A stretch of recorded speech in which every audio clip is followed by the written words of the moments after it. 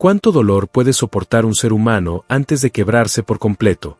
Esa es la pregunta que marcó la noche en la que una mujer indígena, respetada como sanadora, madre y partera, se convirtió en el terror de una de las familias más poderosas del México colonial. Y no hablamos de un rumor o de una leyenda inventada para asustar niños. Hablamos de un hecho que quedó registrado en los archivos coloniales, en testimonios orales que sobrevivieron por generaciones y que hoy sigue causando escalofríos. Lo que ocurrió esa Navidad de 1815 en el Valle de Cuautla fue tan brutal, tan sangriento y tan inesperado que todavía hoy muchos historiadores se preguntan, ¿cómo una sola mujer pudo terminar en una sola noche con una dinastía que llevaba 3 generaciones sembrando miedo y muerte? Antes de entrar de lleno en el relato, recuerda que estás en Legendarios del Norte, el canal donde rescatamos las historias más ocultas, las que casi nadie se atreve a contar, porque muestran la cara más dura de la historia mexicana. Dinos en los comentarios desde qué ciudad nos estás viendo y, si todavía no lo has hecho, dale like, porque lo que vas a escuchar merece que más gente lo conozca. En el Valle de Cuautla, entre extensos cañaverales, aún se levantan las ruinas de la hacienda San Miguel de la Cruz. Piedras cubiertas de musgo, paredes derrumbadas y pasillos invadidos por la maleza guardan un secreto que nunca fue escrito en libros escolares, el lugar donde se llevó a cabo una de las venganzas más terribles de la época colonial. La protagonista de esta historia se llamaba Nahuala, una mujer indígena de 34 años que durante más de una década fue conocida como partera, sanadora y consejera de las familias del valle. Era experta en hierbas medicinales, sabía detener hemorragias, atender partos complicados y aliviar fiebres cuando ni los médicos españoles querían acercarse a los pueblos indígenas. Para la comunidad, Nahuala representaba vida. Pero esa misma mujer, la que había traído decenas de niños al mundo, terminó convertida en ejecutora de una justicia que ni virreyes, ni jueces, ni curas se atrevieron jamás a impartir. La noche del 24 de diciembre de 1815, Nahuala tomó un machete, una herramienta común en los campos de caña, y lo transformó en un instrumento de venganza. Con él, se enfrentó a don Lorenzo Maldonado y a sus 4 hijos varones, acabando con toda una familia que había sembrado terror durante más de 70 años. ¿Quién era este hombre al que Nahuala desafió? Don Lorenzo Maldonado tenía 52 años y era la tercera generación de hacendados de San Miguel de la Cruz.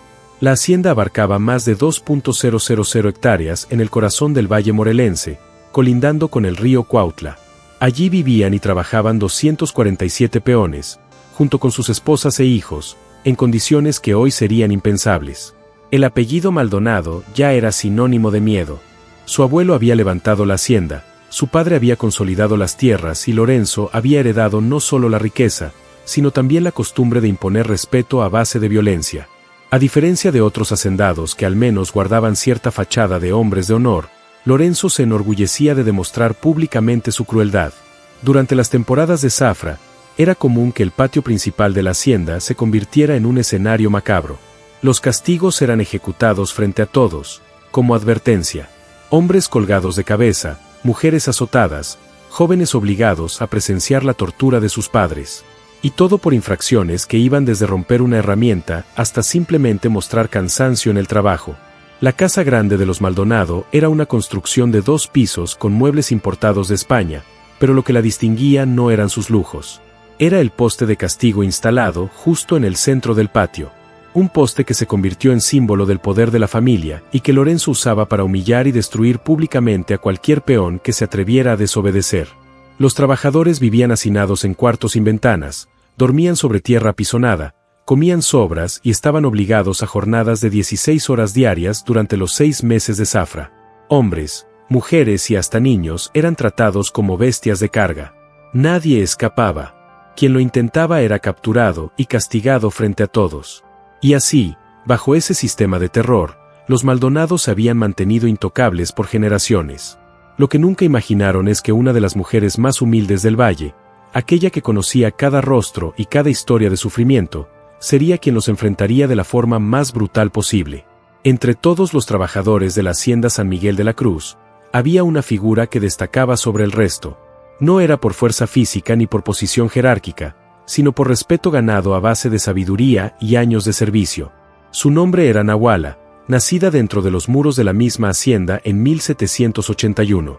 Hija de una indígena otomí y de un capataz mestizo cuyo nombre jamás conoció, Nahuala fue marcada desde la infancia por una doble condición. Por un lado, esclava como los demás, por otro, portadora de un conocimiento ancestral que con el tiempo le otorgaría un poder especial. A los 18 años comenzó a labrarse una reputación difícil de ignorar. En un parto complicado que casi termina en tragedia, intervino con técnicas aprendidas de su madre. Logró salvar la vida de la parturienta y del bebé en un momento en que incluso los médicos formados en la capital no tenían respuesta para emergencias semejantes. Ese hecho se convirtió en el punto de partida de su prestigio. Con los años, la fama de Nahuala como partera experta trascendió los límites de la hacienda. Hacendados de la región, que en público despreciaban a los indígenas, pero en privado confiaban en su saber, llegaban a solicitar sus servicios en partos de riesgo. Esto la colocaba en una posición ambigua. Seguía siendo esclava, pero gozaba de ciertos privilegios que nadie más tenía. Su habilidad no se limitaba a los nacimientos. Conocía el poder de las hierbas y raíces del valle, podía preparar infusiones capaces de bajar fiebres que parecían mortales, ungüentos que cerraban heridas en cuestión de días y fórmulas que aliviaban dolores para los que los médicos españoles no tenían remedio. Pero había un secreto aún más oscuro en su saber. Su madre le había transmitido discretamente un conocimiento reservado a muy pocas mujeres, la ciencia de los venenos. Sabía cómo extraer toxinas de ciertas plantas y cómo administrarlas de manera que parecieran muertes naturales. Este conocimiento no era para uso cotidiano, sino una herencia guardada como un arma sagrada para el día en que la vida exigiera justicia. Por estos dones, Nahuala recibía beneficios que la diferenciaban de los demás peones. Tenía un pequeño cuarto propio junto a la enfermería, vestía con ropa menos raída y tenía libre acceso a la casa grande cada vez que los Maldonado la llamaban para atender a alguien. Pero estos privilegios eran también una maldición. Esa cercanía le permitió presenciar de primera mano la crueldad sistemática de la familia hacendada. En 3 décadas había visto lo inimaginable: niños arrancados de los brazos de sus madres para ser vendidos a otras haciendas, trabajadores castigados con hierros candentes por atreverse a huir, mujeres violentadas por los hijos del patrón, y luego golpeadas para que guardaran silencio. Y como partera y curandera, muchas veces fue ella quien atendió a las víctimas después de estas atrocidades, obligada a sanar heridas que nunca debieron existir. Pero nada la había preparado para lo que ocurrió en 1812. Ese año, la violencia de los Maldonado se volvió personal. Esperanza, la única hija de Nahuala, con apenas 16 años, fue brutalmente violentada por Arturo Maldonado, el hijo mayor del hacendado. La muchacha intentó resistirse, y Arturo respondió golpeándola con tal brutalidad que las lesiones internas la mataron 3 días después. El dolor fue insoportable. Nahuala misma preparó el cuerpo de su hija para el entierro. Cosió un vestido blanco sencillo, el mismo con el que Esperanza fue sepultada en la fosa común destinada a los trabajadores. Frente a ese cuerpo joven apagado por la violencia, hizo un juramento silencioso pero firme. «Hija mía, tu muerte no quedará impune. La sangre de los Maldonado pagará por tu sangre». Ese voto se convirtió en el motor secreto de su vida. Durante 3 años enteros, Nahuala guardó la promesa como si fuera un hierro candente en el corazón. No dejó de cumplir su labor de partera, no dejó de curar enfermos, ni de asistir partos. A ojos de todos, seguía siendo la mujer dedicada a salvar vidas. Pero por dentro, algo se había quebrado para siempre. La Nahuala que recibía niños en el mundo había muerto con Esperanza. En su lugar, comenzaba a formarse una mujer dispuesta a transformar el machete de leña en el instrumento de la justicia que nadie más haría. Y ese momento no tardaría en llegar. Todo confluiría en la víspera de Navidad de 1815. Una combinación de abusos recientes, humillaciones acumuladas y el recuerdo ardiente de su hija encenderían la chispa de una de las venganzas más feroces que se recuerdan en la historia colonial de México. La brutalidad de don Lorenzo alcanzó un punto de no retorno. Frente a la mirada atónita de Nahuala, levantó la mano contra su propia esposa embarazada. El golpe fue tan violento que Elena cayó al suelo con el rostro ensangrentado, mientras él continuaba abusando de la niña indígena que había reducido a su propiedad. Entre gritos llenos de soberbia, Lorenzo dejó en claro lo que pensaba: «Aquí mando yo. Estos indios son míos. Hago con ellos lo que quiero. Y si no te gusta, regresa a Cuernavaca». Nahuala, horrorizada, tomó a Elena del suelo y la llevó como pudo hasta una de las habitaciones de huéspedes. Allí comprobó lo terrible de las heridas: nariz fracturada, dientes destrozados, señales de hemorragia interna y, lo más grave, contracciones prematuras que amenazaban con un parto de apenas 7 meses. Desde ese momento comenzó una lucha desesperada. Durante 3 días, la partera empleó todo su conocimiento de hierbas, masajes y cuidados tradicionales para salvar tanto a la madre como al hijo. Pero la violencia había sido demasiado. La madrugada del 4.º día, Elena, debilitada y consciente de su final, susurró una frase que selló el destino de todos: «Vénganos. Venga a todas nosotras». Poco después, murió en los brazos de Nahuala. El bebé sobrevivió solo unas horas. Mientras tanto, Lorenzo no mostró la más mínima señal de remordimiento. Pasó esos días en una borrachera continua, desquitando su frustración en los cuerpos de las jóvenes indígenas que tenía a su disposición. Al recibir la noticia de la muerte de su esposa, apenas pensó en cómo explicarlo a la familia Mendoza y a las autoridades de Cuernavaca. Su instinto fue buscar un chivo expiatorio. En el funeral, con todos los trabajadores reunidos, Lorenzo levantó la voz y apuntó directamente a la partera: «Esta india hechicera mató a mi esposa y a mi hijo. La envenenó por envidia. Va a pagar con sangre por este crimen». La acusación era absurda, pero nadie se atrevió a contradecirlo. Lo que siguió fue un castigo desproporcionado incluso para los estándares de la hacienda San Miguel de la Cruz. Nahuala fue atada al poste de castigos y recibió 100 latigazos, una cifra que normalmente significaba la muerte. Pero Lorenzo dio la orden de que no la mataran. Quería que sobreviviera para seguir sufriendo. Tras los azotes, la encadenaron a un tronco en pleno patio, expuesta al sol abrasador, sin agua ni comida, durante 3 días seguidos. Para los Maldonado, ese tormento debía servir de ejemplo y sembrar terror entre los trabajadores. Pero lo que Lorenzo jamás sospechó es que aquel suplicio no doblegaría a Nahuala. Al contrario, despertó en ella una fuerza que nadie había visto antes. Durante esos días de tortura, su cuerpo fue quebrado, pero su espíritu se transformó en algo completamente distinto. El dolor se convirtió en rabia, y la rabia en un propósito claro: vengar a cada víctima de la familia Maldonado. Cuando finalmente la soltaron, ya no era la misma mujer. Los trabajadores que la habían conocido durante décadas notaron un cambio inmediato en su mirada. La ternura de la partera que había traído a cientos de niños al mundo se había apagado. En su lugar, brillaba una frialdad implacable, la decisión de acabar con quienes habían convertido la hacienda en un infierno. Nahuala logró recuperarse físicamente de los 100 latigazos, pero las cicatrices que cubrían su espalda eran solo la huella visible de algo mucho más profundo. Lo verdaderamente irreversible estaba dentro de ella. Ya no quedaba nada de la mujer conocida durante más de 3 décadas por su bondad, por traer niños al mundo y por cuidar de cada vida en la hacienda. Esa parte de su historia había muerto. En su lugar, surgía alguien impulsada por una sed de justicia tan intensa que rozaba la obsesión. Durante las 3 semanas posteriores a su castigo, Nahuala se movió en silencio, aparentando cumplir su rol habitual como partera de la casa grande. Ese acceso le permitía entrar a habitaciones, pasillos y rincones prohibidos para los demás trabajadores. Antes lo usaba para ayudar, ahora lo utilizaba para observar. Cada gesto de la familia Maldonado, cada rutina, cada descuido quedaba registrado en su memoria. No buscaba sanar, buscaba puntos débiles. La estructura de poder estaba clara. En la cima se encontraba don Lorenzo Maldonado, amo y señor de la hacienda San Miguel de la Cruz. Pero el verdadero peligro no terminaba en él. Sus 4 hijos habían heredado su brutalidad y la llevaban incluso más lejos. Arturo, de 22 años, era el primogénito. Se había ganado la fama de despiadado tras asesinar a sangre fría a Esperanza, una joven trabajadora, sin mostrar el más mínimo remordimiento. Augusto, de 20 años, ejercía una crueldad diferente. Disfrutaba de la tortura lenta, calculada, prolongada, como si fuera un espectáculo privado. Gaspar, de 18 años, había convertido el sadismo en rutina. Le divertía marcar con hierro candente a los indígenas, reduciéndolos al nivel de animales. Miguel, el menor, de solo 16 años, ya demostraba la misma sed de sangre que sus hermanos. La corta edad no lo hacía menos peligroso, era un reflejo temprano de la dinastía de terror que continuarían. Nahuala entendió que si eliminaba únicamente a Lorenzo, el dominio de los Maldonado seguiría intacto bajo la sombra de los hijos. Si quería que la justicia fuera completa, todos tenían que caer. Solo la aniquilación total de esa familia pondría fin a décadas de abusos.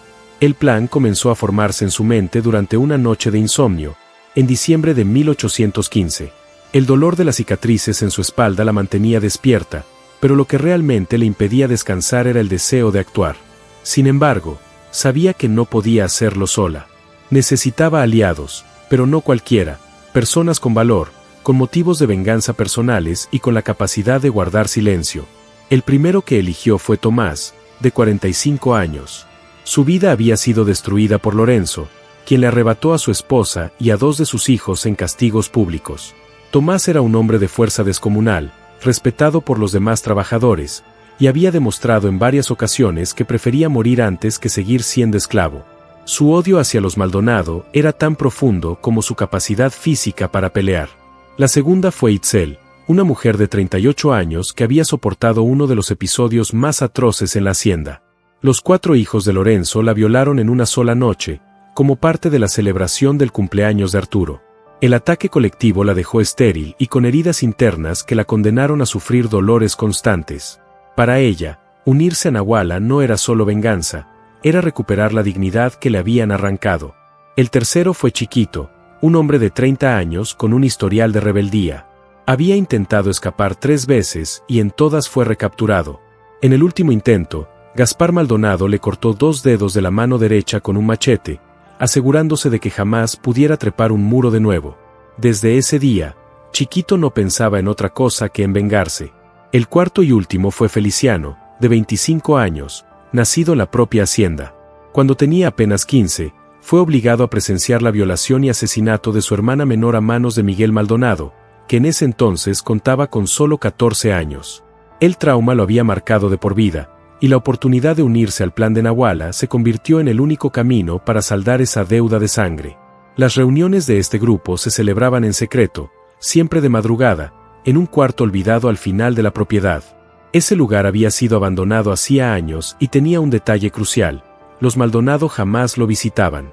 Allí, bajo la penumbra y el silencio, Nahuala y sus 4 cómplices comenzaron a planear la caída de la familia más temida del Valle de Cuautla.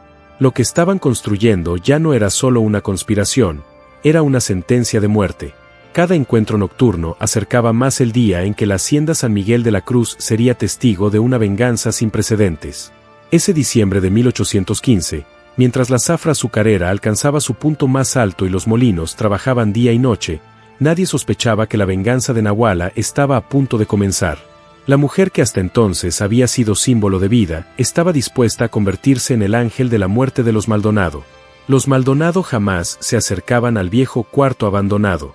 Decían que ese lugar estaba maldito, porque allí habían muerto varios trabajadores de enfermedades y el olor a muerte parecía nunca irse del todo. Para Nahuala y sus cómplices, ese mismo espacio se convirtió en el sitio perfecto para conspirar sin riesgo de ser descubiertos. En aquellas reuniones nocturnas, cada palabra, cada gesto y cada idea servían para dar forma a un plan donde nada quedaría librado al azar. Después de varias noches de discusión, se fijó la fecha definitiva, el 24 de diciembre. La elección no fue casual. Había 2 razones de peso. La primera era práctica. Durante la víspera de Navidad, los Maldonado estarían más relajados que de costumbre, seguramente ebrios tras una cena cargada de vino y abundancia, lo que facilitaría la ejecución. La segunda razón era simbólica. Nahuala quería que la muerte de la familia ocurriera precisamente en la noche más sagrada del calendario cristiano. Para ella, sería una forma de demostrar que ni siquiera la religión ni el Dios al que los Maldonado decían servir serían capaces de protegerlos del castigo que habían sembrado con sus crímenes. El método de ejecución también fue cuidadosamente seleccionado: el descuartizamiento con machete. El arma no tendría que introducirse de contrabando ni despertar sospechas, pues era el mismo machete pesado que se usaba a diario para partir leña en la cocina de la casa grande. Nahuala conocía el cuerpo humano como pocos. Sus años como partera le habían dado un conocimiento detallado de la anatomía. Sabía exactamente en qué puntos cortar para provocar una muerte rápida, o por el contrario, prolongar el sufrimiento. Esa pericia sería el arma invisible que la convertiría en la mente y la mano ejecutora del plan. Cada integrante del grupo recibió una tarea específica, diseñada para reducir cualquier margen de error. Tomás tendría la responsabilidad de asegurar todas las puertas y ventanas de la casa grande. Nadie debía escapar, ni siquiera por accidente. Itzel, aprovechando su conocimiento de la distribución de las estancias, apagaría todas las lámparas y candiles, sumiendo a la casa en completa oscuridad. Ese detalle sería crucial para que los Maldonado quedaran desorientados y sin capacidad de reaccionar. Chiquito sería el encargado de vigilar los alrededores, asegurándose de que ningún trabajador doméstico ni vecino curioso interfiriera en el proceso. Finalmente, Feliciano, el más joven de los conspiradores, acompañaría directamente a Nahuala durante la ejecución, sujetando a las víctimas para que ella pudiera maniobrar el machete con precisión letal. Incluso el orden de las muertes fue planeado con frialdad matemática. El primero en caer sería don Lorenzo, el patriarca. Su eliminación temprana evitaría que la familia pudiera reagruparse bajo su mando. Arturo, el primogénito, moriría en segundo lugar, pues había sido responsable de la muerte de Esperanza, un crimen que Nahuala no había podido olvidar. Luego vendrían Augusto y Gaspar, cuyas atrocidades habían marcado para siempre a muchos trabajadores. El último sería Miguel, el menor. Nahuala quería que él presenciara cómo su linaje se extinguía frente a sus ojos antes de que la misma suerte lo alcanzara. Durante las 2 semanas previas al ataque, los 5 mantuvieron su vida cotidiana como si nada hubiera cambiado. Trabajaban, obedecían y aparentaban sumisión. Ni una mirada ni un gesto los delataba. La clave del éxito era la normalidad absoluta. Cualquier señal de tensión podría levantar sospechas, y eso arruinaría todo. La noche del 23 de diciembre, la víspera del golpe final, Nahuala convocó a sus compañeros por última vez en el cuarto maldito del fondo de la hacienda. La única iluminación provenía de una vela temblorosa que apenas dejaba ver sus rostros endurecidos por el dolor y la expectativa. Uno por uno, repasaron sus funciones, recordando cada movimiento y cada horario. Al terminar, Nahuala habló con voz firme. Esta esclavitud termina mañana. Al amanecer, seremos libres o estaremos muertos, pero jamás volveremos a vivir bajo el yugo de los Maldonado. Ellos no verán otro día. Tomás, Itzel, Chiquito y Feliciano asintieron en silencio.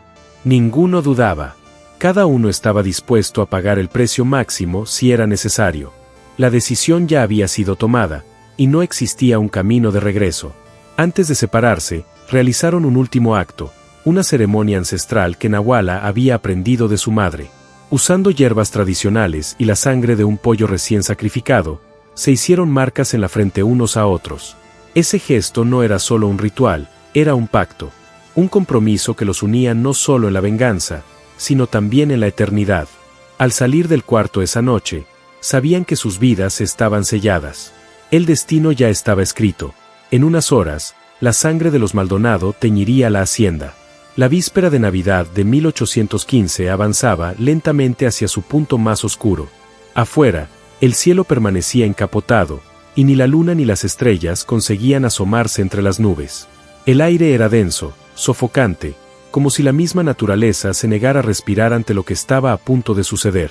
En el salón principal, las risas estridentes de los Maldonado llenaban el espacio, acompañadas por el tintinear de copas y el crujido de la carne asada. Nahuala, de pie a un lado de la mesa, mantenía una calma casi inhumana. Había servido el vino con manos firmes, pero sus ojos no perdían detalle. Lorenzo tambaleante, Arturo fanfarrón, Augusto cínico, Gaspar excitado en su morbo y Miguel, apenas un adolescente, pero ya tan contaminado como los demás. La escena parecía sacada de un juicio invertido, los verdugos celebrando, ignorando que eran ellos los que estaban a punto de ser juzgados. A las 10:30, la última botella de vino comenzó a circular entre copas.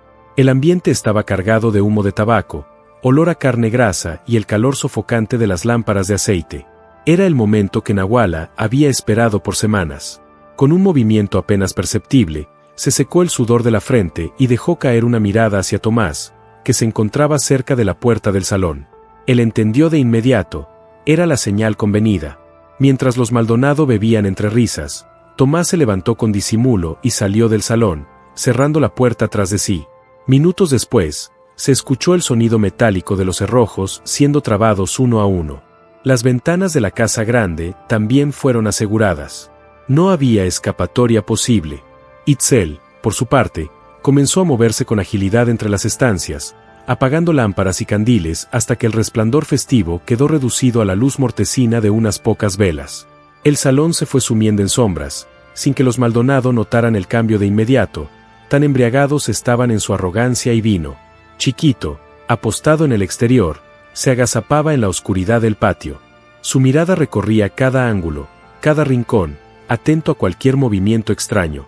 Pero la noche estaba muerta, el silencio absoluto. Ningún trabajador se atrevía a acercarse a la casa grande en plena celebración navideña.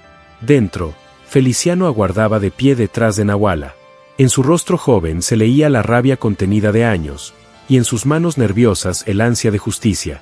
Cuando Nahuala le lanzó una mirada apenas perceptible, él asintió con un leve movimiento de cabeza. Eran ya cerca de las 11 cuando Lorenzo, completamente borracho, se puso de pie tambaleante y alzó su copa. «Por los Maldonado», gritó con voz ronca. «Por la sangre fuerte de nuestra familia, que dominará estas tierras por generaciones». Los hijos chocaron las copas entre risas, y el eco de aquel brindis resonó en las paredes como una blasfemia. Fue entonces cuando Nahuala dio un paso adelante. Sus ojos ardían como brasas encendidas, y en sus manos llevaba la jarra de vino vacía, símbolo de una última cena que no tendría repetición. Con voz serena, pero cargada de una fuerza que estremeció incluso a sus cómplices, pronunció: «Esta es, Maldonado, la última copa que beberán en esta tierra». El silencio se hizo inmediato.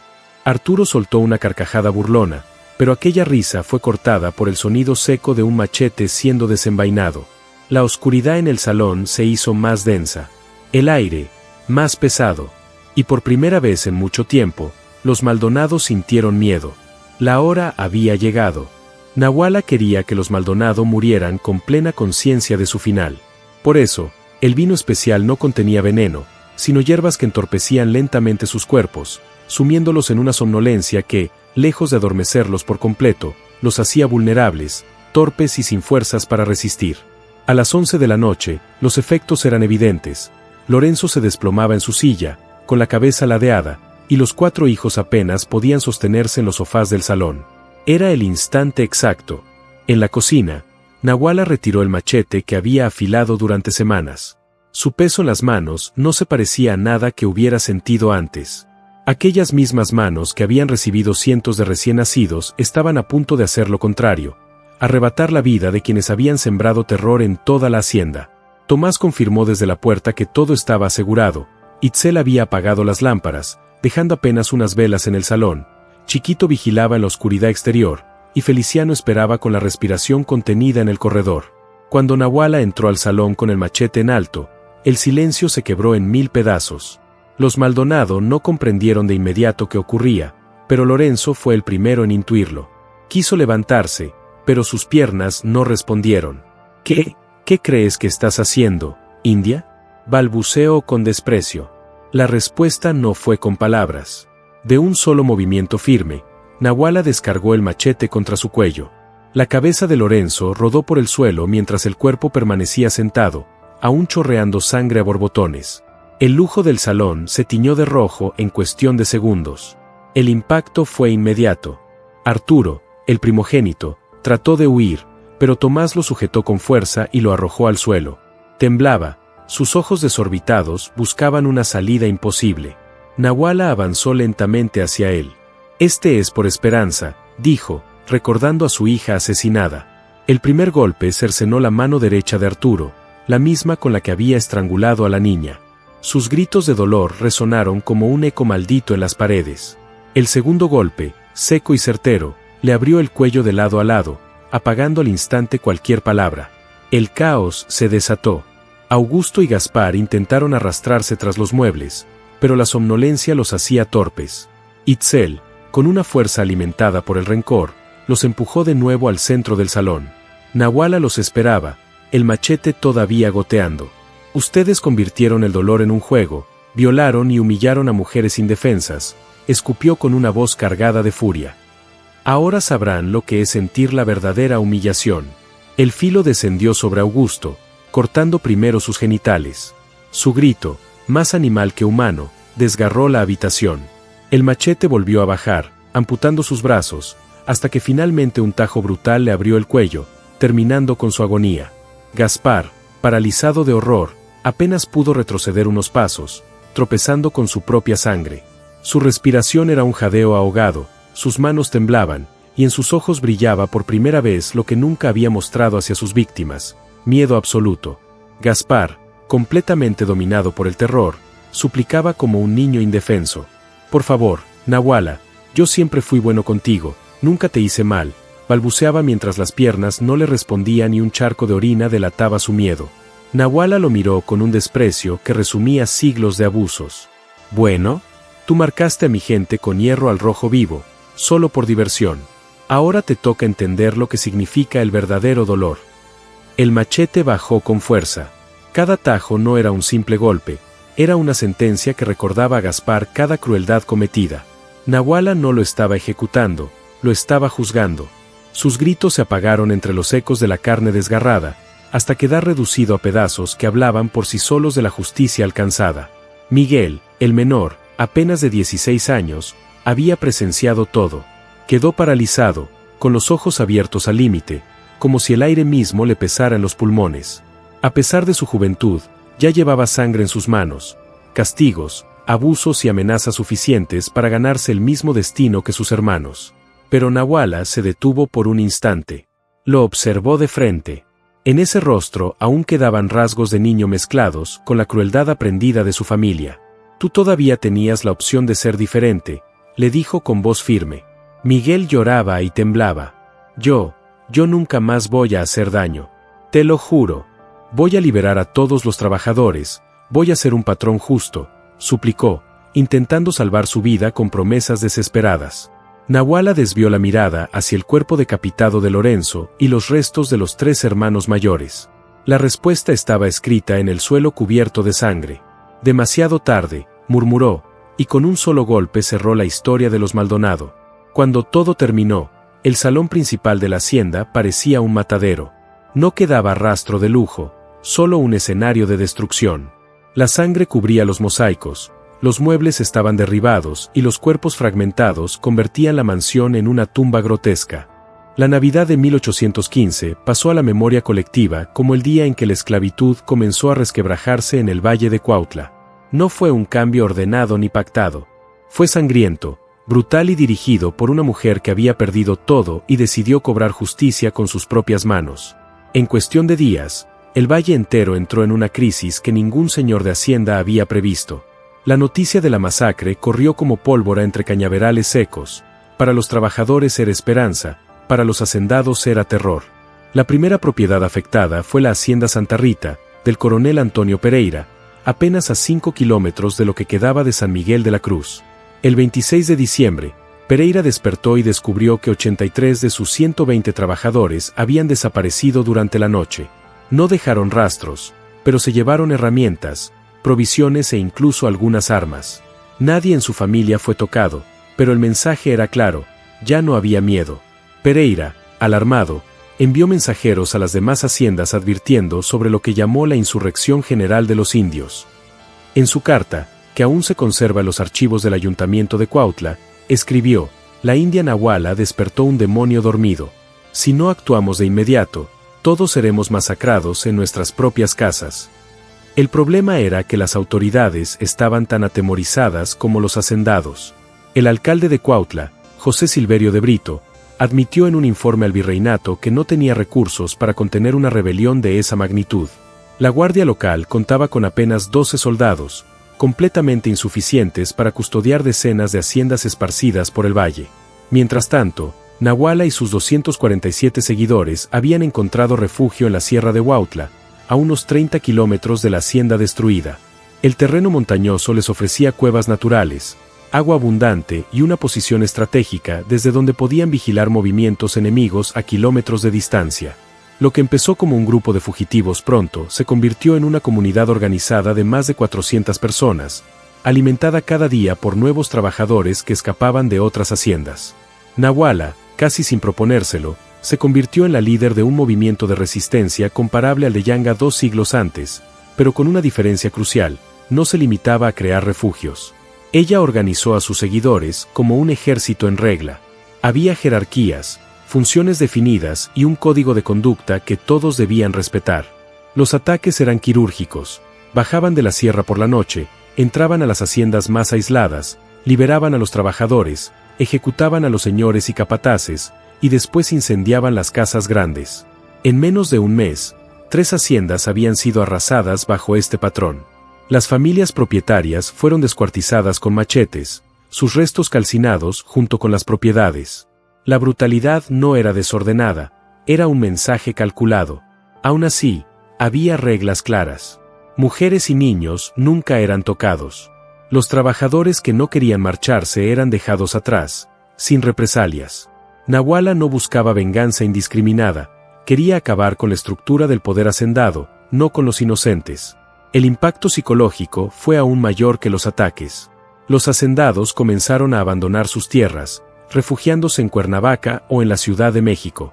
Francisco de Albuquerque, dueño de la hacienda Buen Jesús, escribió a un amigo: dormimos con las armas cargadas al lado de la cama. Cualquier ruido nos hace despertar sudando frío. Esta vida no puede sostenerse mucho más. Lo peor para los hacendados no era la violencia en sí, sino lo que estaba ocurriendo con sus propios trabajadores. La obediencia ciega había empezado a desaparecer. Algunos se negaban a trabajar los domingos, otros respondían con insolencia a los capataces, muchos cantaban canciones de liberación en los campos. Y lo más inquietante, comenzaron a portar amuletos y símbolos con el rostro de Nahuala, a quienes ya veían como una santa guerrera, una enviada de los dioses ancestrales para romper las cadenas. La presión de los hacendados llegó hasta la capital. Alarmado, el virrey de la Nueva España pidió refuerzos militares a la corona española. Era evidente que lo que había comenzado como una masacre familiar se estaba transformando en un levantamiento que podía incendiar toda la región. El rumor de que Nahuala había sido vista en la cascada corrió como pólvora entre los soldados de Moreira César. A diferencia de los comandantes anteriores, él no subestimaba a su enemigo. Sabía que cada movimiento debía ser calculado, pues enfrentaba a una mujer que ya no era solo carne y hueso, sino un mito viviente para miles de trabajadores indígenas. La operación comenzó al amanecer del 15 de septiembre de 1816, día simbólico en que muchos pueblos recordaban antiguos levantamientos contra el dominio español. 100 soldados de élite fueron enviados a rodear la cascada desde distintos puntos, mientras los perros rastreadores olfateaban cada rastro de sangre seca, hierbas trituradas o huellas sobre la tierra húmeda. Nahuala, sin embargo, no era ingenua. Había aprendido a leer la montaña como si fuera un libro sagrado. Sabía distinguir el silencio natural de la sierra del silencio forzado que anuncia la presencia de hombres armados. Esa mañana, al notar la ausencia repentina de aves y el eco metálico del roce de espadas en la distancia, comprendió que el cerco estaba sobre ella. Con un gesto rápido, escondió las hierbas recolectadas en un hueco de roca y se internó en una grieta apenas visible entre las piedras. Allí aguardó inmóvil mientras los soldados pasaban a pocos metros, convencidos de que la presa había huido más arriba. Los perros ladraban frenéticos, pero la corriente de la cascada confundía los olores. Durante horas, Nahuala permaneció como estatua, con el machete entre las manos y la respiración contenida. En ese instante, entendió que el tiempo de las emboscadas gloriosas se acercaba a su final. El enemigo había cambiado de estrategia. Ya no era una cacería torpe, era una guerra de exterminio. Cuando finalmente los soldados se retiraron sin hallarla, Nahuala emergió de su escondite. Sus ojos brillaban con la mezcla de furia y tristeza. Sabía que la traición ya había comenzado a corroer las filas de los suyos. La promesa de libertad y monedas estaba dividiendo al pueblo, debilitando el tejido de la resistencia. Esa noche, al reunirse con Tomás, Itzel, Chiquito y Feliciano, sus palabras fueron duras y claras. No estamos luchando solo contra soldados. Estamos luchando contra el miedo de nuestro propio pueblo. Desde ese día, Nahuala dejó de ser únicamente la vengadora de los Maldonado. Se transformó en la guerrera que peleaba contra el olvido y la desesperanza, consciente de que cada paso que daba podía ser el último, pero también el más recordado. El cuerpo de Nahuala fue colgado en la plaza principal de Cuernavaca el día 20 de septiembre de 1816. Sus brazos y piernas habían sido amputados y enviados a distintas haciendas del valle, clavados en estacas a la entrada de los ingenios azucareros. El coronel Moreira César cumplía así la orden: convertir a la mujer rebelde en un ejemplo de terror, una advertencia visible para todo aquel que osara levantarse contra el orden colonial. Pero el efecto fue el contrario. Allí donde las partes de su cuerpo fueron expuestas, los trabajadores se inclinaban en secreto, murmuraban oraciones y dejaban flores o mazorcas de maíz como ofrenda. Para los hacendados, eran señales de superstición. Para los pueblos indígenas, era el nacimiento de una santa pagana, una mártir de la libertad. En los corredores oscuros de las haciendas, comenzó a circular un susurro prohibido. Dicen que Nahuala no murió, que su espíritu camina por las montañas, cuidando a los que aún resisten. Los soldados que participaron en la masacre también fueron perseguidos por rumores. Varios aseguraban que en las noches, mientras dormían en los campamentos, escuchaban la voz de una mujer gritando, «¡Libertad!». Otros afirmaban haber visto una silueta armada con machete en las colinas, iluminada por la luna, vigilándolos desde lejos. La figura de Nahuala creció más allá de lo humano. Se convirtió en símbolo de resistencia en todo el virreinato.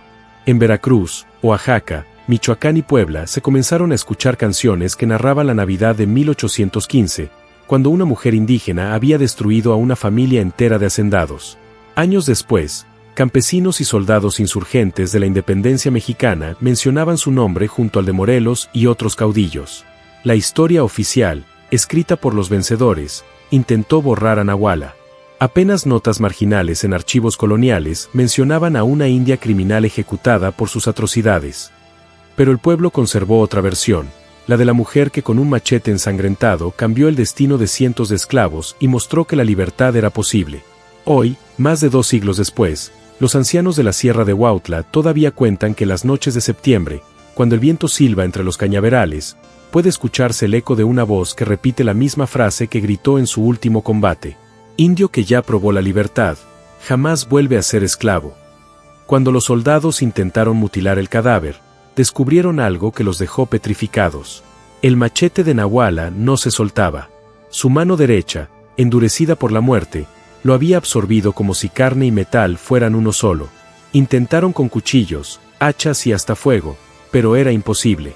Era como si incluso después de muerta se negara a abandonar el instrumento que había usado para reclamar justicia. Los hacendados lo interpretaron como un desafío, pero los trabajadores lo vieron como una señal divina. Nahuala no murió, susurraban en las chozas. Nahuala cambió de forma. Ahora es espíritu de venganza. Temiendo que el cadáver se convirtiera en reliquia sagrada, las autoridades ordenaron quemarlo públicamente en Cuernavaca. Sin embargo, el fuego no obedecía.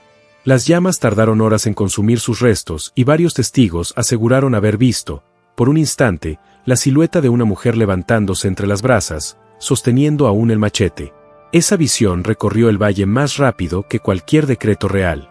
A partir de entonces, fenómenos extraños comenzaron a multiplicarse.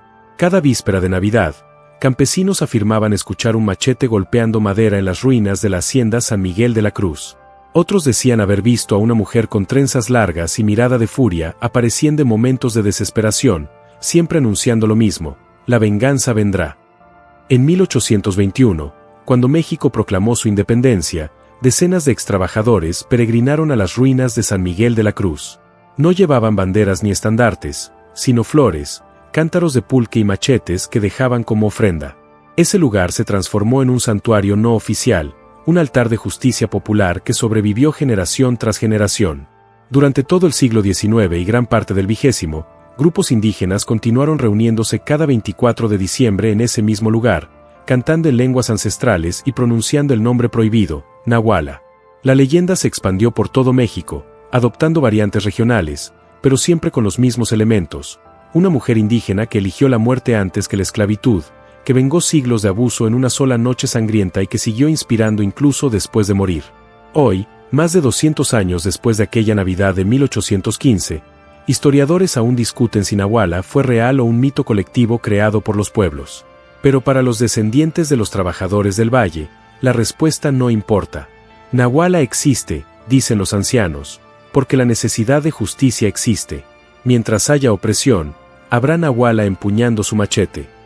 Las ruinas de San Miguel de la Cruz aún pueden visitarse. Entre piedras cubiertas de musgo, una placa moderna recuerda: aquí vivieron y murieron cientos de trabajadores. Aquí nació Nahuala, que transformó sufrimiento en justicia y machete en símbolo de liberación. Y cada víspera de Navidad, sin falta, aparecen flores frescas sobre las ruinas. Nadie sabe quién las coloca.